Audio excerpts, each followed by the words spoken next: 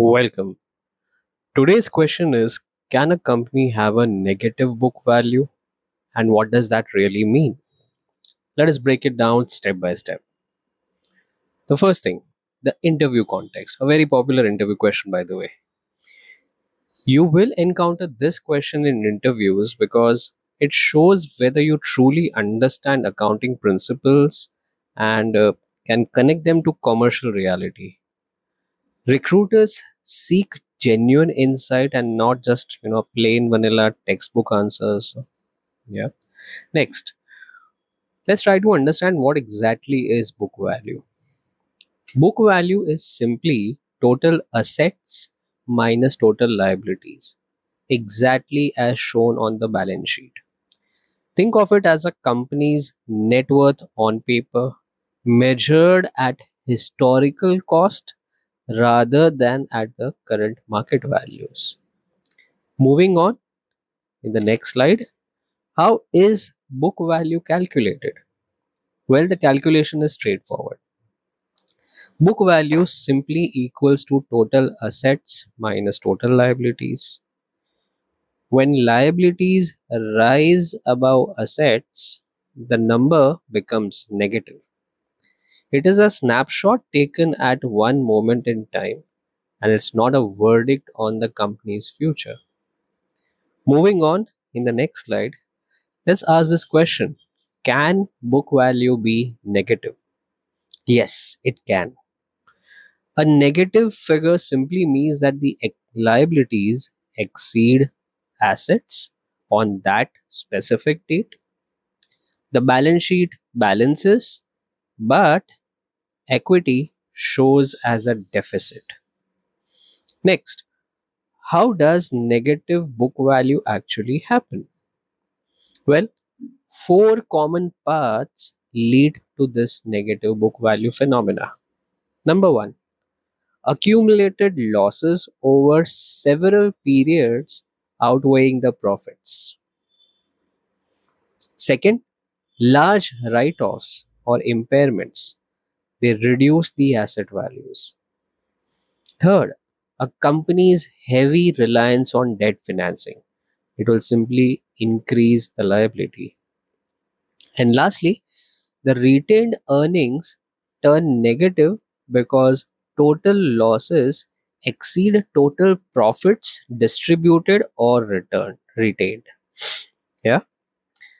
Next, what does negative book value actually signal?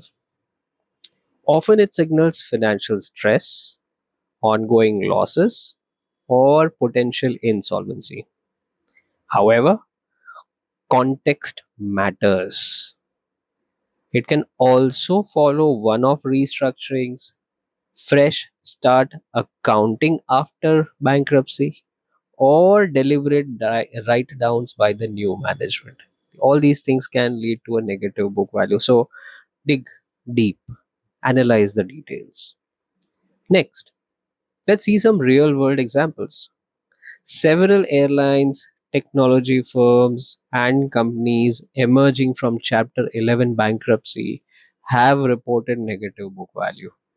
In many cases, they still operated, raised funds, and even grew because investors focused on cash flow and intangible assets.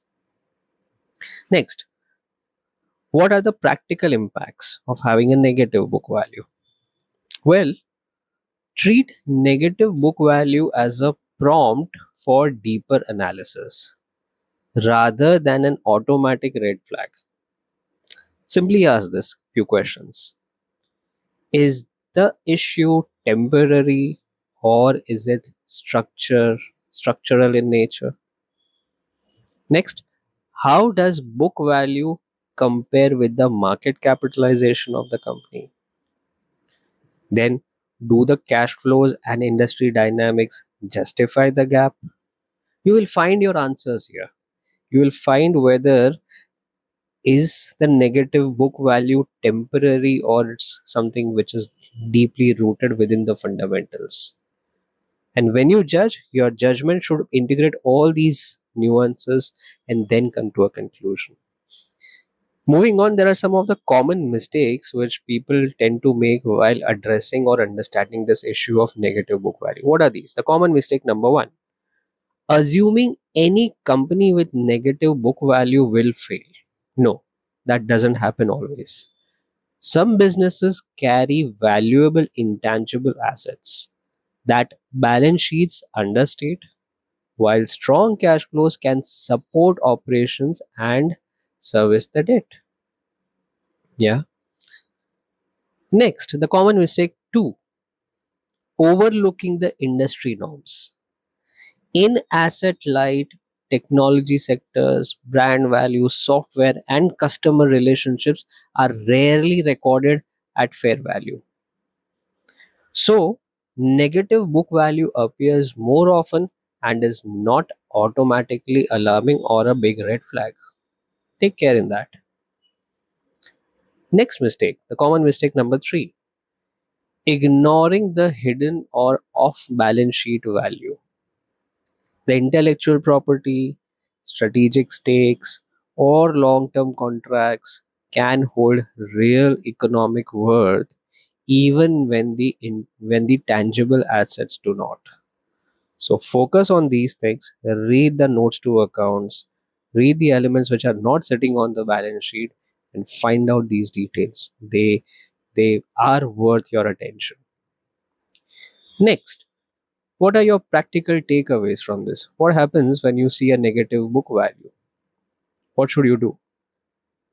You need to review multi-year profitability trends. Go back historically, see how the profits have been generated. Next, examine some recent impairments, write downs, or restructuring. Look at this, scrutinize them in details. Try to understand the nature of these kind of write downs or impairments or restructuring. Next, analyze the capital structure. Focus on the debt maturity and the interest coverage. Is it too much heavy on the debt side, or it's fairly at an okayish debt level which the cash flows of the company can sustain or not? Try to scrutinize that. Next, place the findings in the wider industry context before drawing conclusions. Yeah, compare your findings with the wider industry.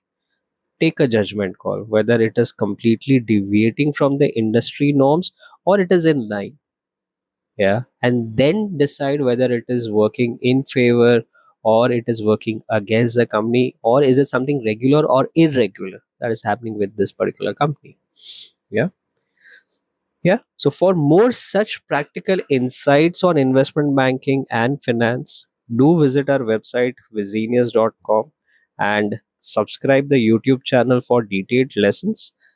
I try to bridge theory and real world application in investment banking. This is me, Pratik, signing off. Thank you.